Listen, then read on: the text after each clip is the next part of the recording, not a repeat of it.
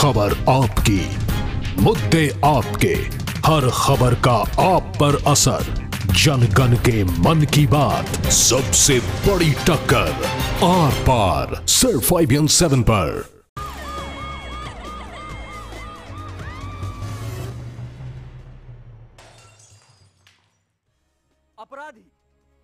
अपराधी किसी दूसरी दुनिया से नहीं आते, वो यहीं आपके और हमारे आसपास मौजूद होते हैं। इसीलिए मैं आपसे कहता हूं, अपना ख्याल रखना। आज बात एक ऐसे कत्ल के किस्से की जो हुआ तो 7 समंदर पार, लेकिन उसके खून के छींटे एक हिंदुस्तानी के दामन पर आ लगे। जी हां, यकीन करना तो थोड़ा मुश्किल है, पर स्कॉटलैंड पुलिस का तो यही मानना है। इतना ही नहीं, इंटरपोल ने इस शख्स के खिलाफ रेड कॉर्नर नोटिस तक जारी कर दिया था।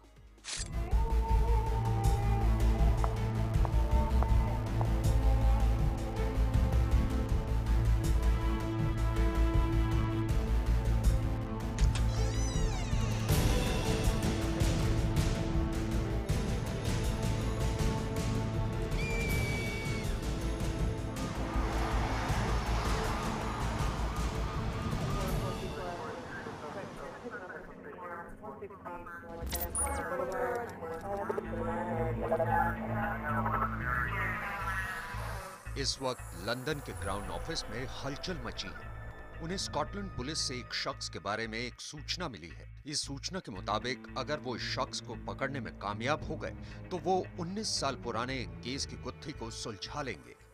और बस इस वक्त पूरी दुनिया में इसी शख्स को ढूंढने की जद्दोजहद चली हुई है। हिंदुस्तान की राजधानी दिल्ली में सीबीआई हेडक्वार्टर में एक केस के सिलसिले में उन्हें ब्रिटिश एम्बेसी से कुछ कागजात मिलते हैं। इन्हीं कागजों के साथ उन्हें लंदन के क्राउन ऑफिस के जरिए एक रेड कॉर्नर नोटिस भी मिलता है।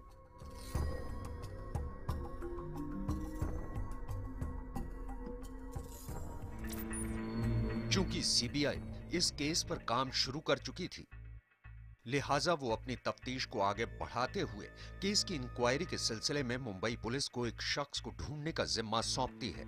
सीबीआई के निर्देश के मुताबिक मुंबई पुलिस को इस शख्स को गिरफ्तार कर सीबीआई के हवाले करना था, ताकि वो इस शख्स को पकड़कर उससे पूछताछ कर सके।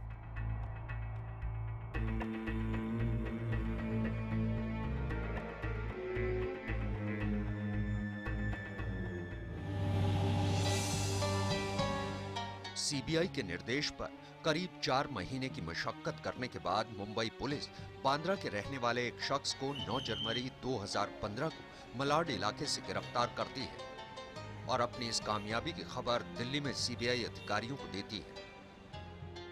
मुंबई पुलिस उस शख्स को गिरफ्तार कर सीबीआई के अधिकारियों के हवाले कर देती है।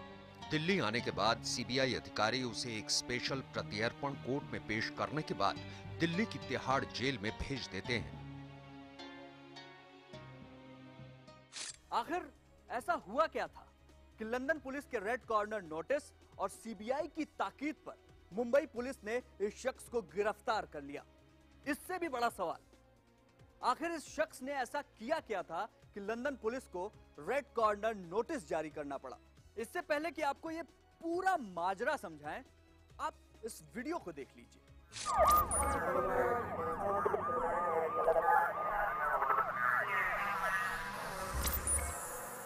ये एक सीसीटीवी फुटेज है और ये फुटेज 19 साल पुरानी है।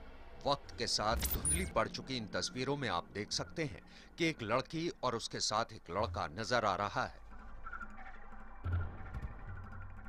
आपको बता दें कि 19 साल पुरानी इन तस्वीरों को स्कॉटलैंड के ग्लासगो शहर की पुलिस ने रिलीज किया था और इन तस्वीरों को उसने पहली बार नहीं बल्कि साल 2013 में दूसरी बार जारी किया था। और इन तस्वीरों को जारी करने के पीछे उसका एक खास मकसद था। इससे पहले कि हम इस कहानी के राज से पर्दा उठाएं, आपका तारुफ सीसीटीवी में नजर आ रही इस लड़की से कराए देते हैं।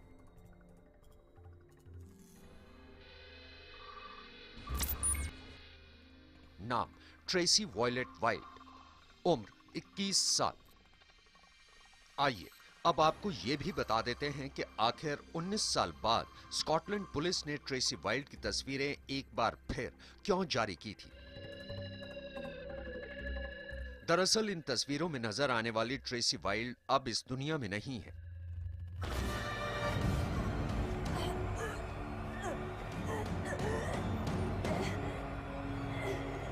किसी ने ट्रेसी को 25 नवंबर 1997 में ग्लासगो शहर में उसके ही अपार्टमेंट में उसका गला दबाकर कत्ल कर दिया था। स्कॉटलैंड पुलिस ने बड़ी कोशिश की, लेकिन वो 19 साल तक ट्रेसी के कातिल तक नहीं पहुंच पाई। और हैरानी की बात तो ये है कि ट्रेसी के कत्ल के 19 साल बाद तक उसके कत्ल की गुत्थी नहीं सुलझ पाई। सुराग के नाम पर पुलिस के पास था तो सिर्फ सीसीटीवी फुटेज और कुछ डीएनए एविडेंस।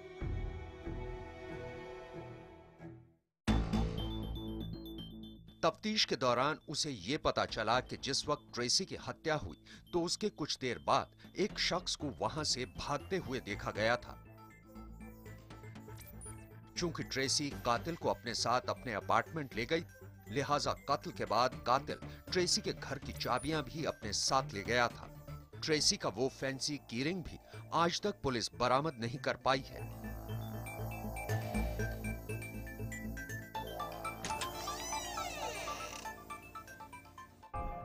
जब कई साल बीत जाने के बाद भी स्कॉटलैंड पुलिस के हाथ ट्रेसी के कातिल का कोई सुराग नहीं लगा, तो उसने थक हार कर यह केस बंद तो नहीं किया, पर हां, ठंडे बस्ते में जरूर डाल दिया। लेकिन इतना जरूर है कि ट्रेसी हत्याकांड से ग्लासगो में सनसनी फैल चुकी थी।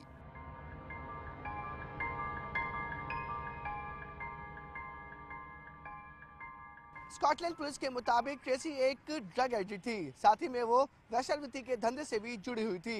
ट्रेसी की एक बेटी भी थी। पुलिस के मुताबिक कातिल ने ट्रेसी की हत्या करने से पहले उसके साथ सेक्स किया था और बाद में उसकी गला घोंटकर हत्या कर दी।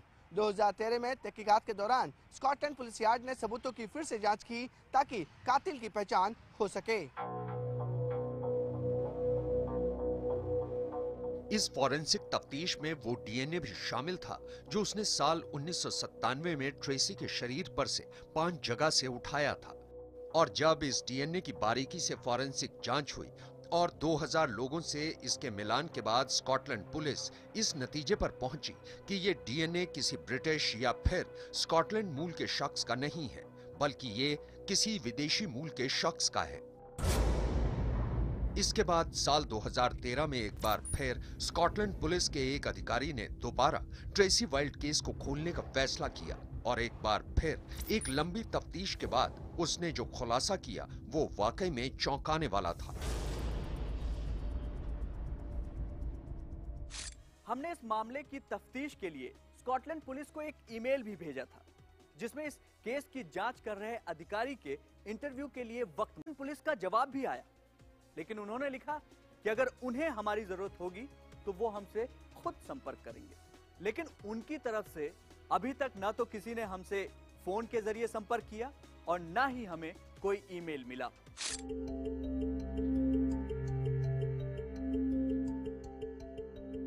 स्कॉटलैंड पुलिस को हमारे ईमेल लिखने के बाद उन्होंने हमें बस इतना ही जवाब दिया कि अगर उन्होंने जरूरत समझी तो वो हमसे संपर्क करेंगे।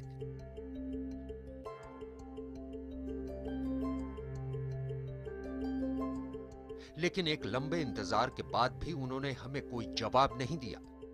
लेकिन हमें ट्रेसी हत्याकांड पर जो जानकारी मिली वो वाकई हैरान करने वाली थी, क्योंकि 19 साल पहले हुए इस कत्ल में स्कॉटलैंड पुलिस के हाथ कुछ पुख्ता सबूत लगे थे।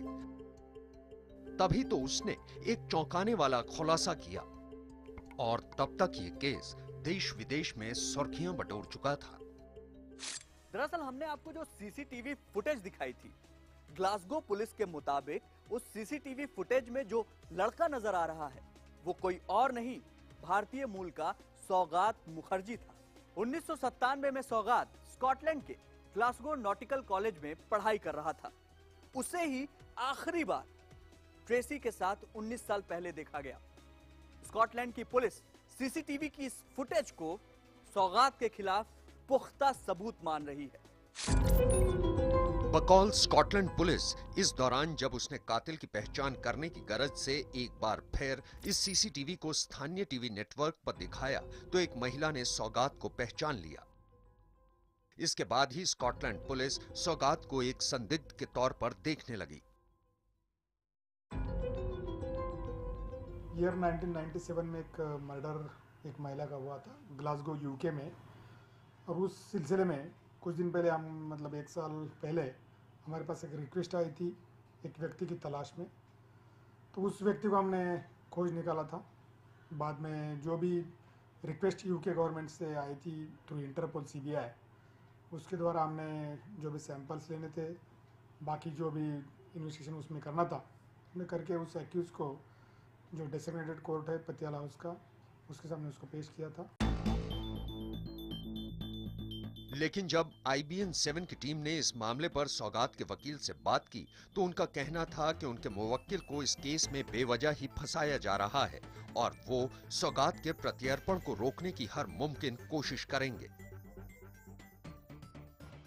उन्होंने कुछ मिले जुले प्रमाण के अनुसार और कुछ तथाकथित कारणों के अनुसार, जिसका तथ्यों और मुद्दे और फैक्ट्स से कोई रिलेवेंसी नहीं है, वो करके उन्होंने एक ख्याली पुलाव के तहत उन्होंने इसमें सौगात को ज्वाइन करने की कोशिश की है। लेकिन जब हमने हितेन जैन के जरिए सौगात मुखर्जी से इस केस की बाबत बात करने की कोशिश की तो उन्होंने हमसे बात करने से साफ इनकार कर दिया। वैसे आपको बता दें कि फिलहाल सौगात मुखर्जी को ट्रेसी मर्डर मिस्ट्री में अदालत से जमानत मिलने के बाद वो तिहाड़ जेल से बाहर आ चुके हैं। ये बात और है कि उन्हें पिछले साल जनवरी में गिरफ्तार किया गया था, पर गिरफ्तारी के बाद जब हमने एप्लीकेशन की थी कोर्ट में तो उन्हें तुरंत रिहा कर दिया गया था, क्योंकि एक्स्ट्राडिशन का जो मामले में जो उन्हें एज अ सस्पेक्ट जो उनकी गिरफ्तारी हुई थी, परंतु इंडियन कोर्ट्स को यूके कोर्ट से कोई पेपर्स रिसीव नहीं हुए। आखिर वो ऐसा कौन सा सुराग है जो 19 साल बाद स्कॉटलैंड पुलिस के हाथ लगा और जिसकी बिना पर स्कॉटलैंड पुलिस ट्रेसी के केस को सुलझाने का दावा कर रही है? और सबसे बड़ा सवाल, सौगात मुखर्जी का क्या होगा?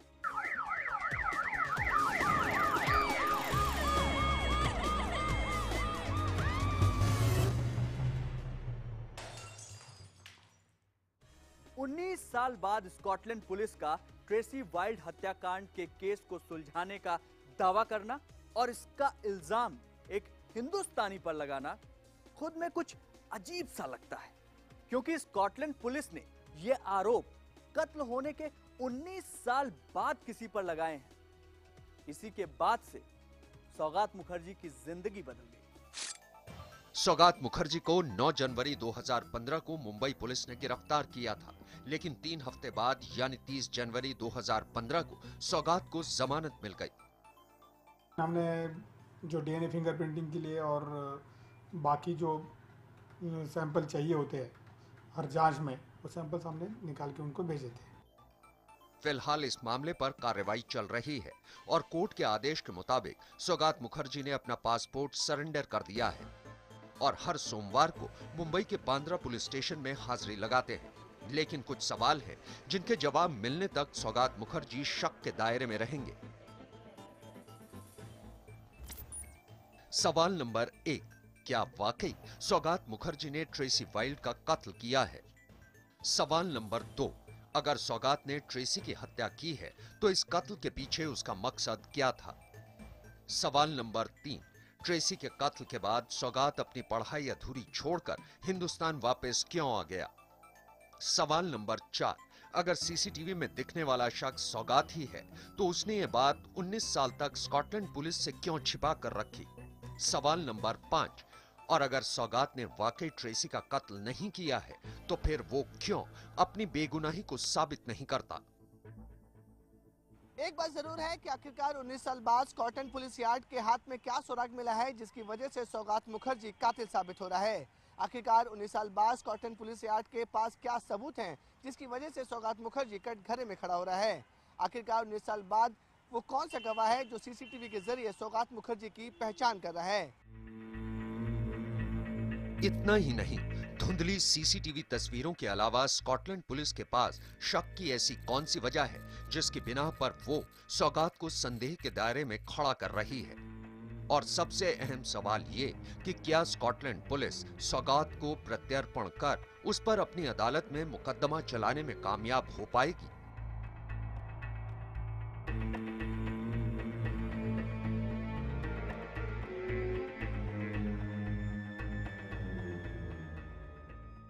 फिलहाल सौगात के प्रत्यर्पण का मामला अदालत में चल रहा है। इस पे फैसला आना अभी बाकी है। लेकिन जब तक 19 साल पुरानी ट्रेसी वाइल्ड के हत्याकांड की ये गुत्थी सुलझ नहीं जाती, सौगात के सिर पर गिरफ्तारी की तलवार लटकी रहेगी। अगर सौगात मुखर्जी पर ट्रेसी वाइल्ड के कत्ल का इल्जाम साबित नहीं होता है तो क्या होगा? क्या स्कॉटलैंड पुलिस उससे मुआफी मांगेगी या फिर उसे किसी तरह का कोई मुआवजा दिया जाएगा? आज की हमारी इस पेशकश में बस इतना ही, लेकिन आप अपना ख्याल रखें।